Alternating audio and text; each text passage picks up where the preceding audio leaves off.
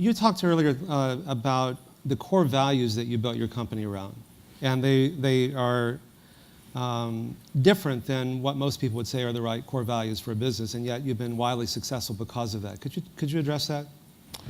Well, I think first off, I'd reached that bridge in life where I decided it was more important to me to live the kind of a lifestyle that I wanted.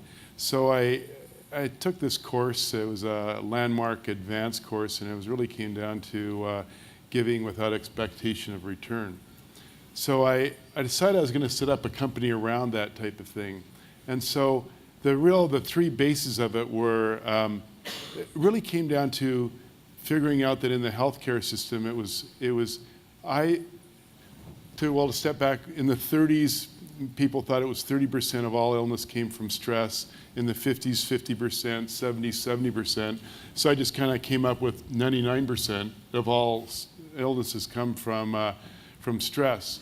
And I started to look into the three things I kind of set out as the basis for stress. And one is people have a lack of integrity. So meaning that people are telling white lies, they're telling lies, they're showing up late to meetings, anything where they're saying what they say they stand for and aren't really being. The second one would be being self-responsible for life. So in other words, if I was walking across the street and the light said walk, and I got hit by a car and became a paraplegic, I could spend the rest of my life blaming that person who hit me, or I could be responsible and say, I was out there, I'm taking responsibility for me being out in the world, and now I'm a paraplegic, what am I going to do about it? Mm-hmm. This kind of goes back to Corey and Rob's conversations.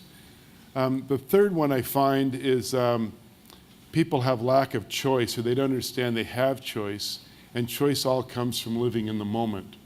So in other words, if I have a bad experience in the past, let's say again I wear a purple shirt to a party when I'm 13, and in my future I will never buy another purple shirt. So my future is only given to me from my past. So my ability then to eliminate my past then gives me no future, which leaves me in the present empty and meaningless, which gives me the ability to create my future unimpeded by my past, which gives me a way of operating in my present. And so in a way, what you're talking about is really the goal of most spiritual teachings, which is whether you're using meditation or yoga or anything, to really be in the present moment.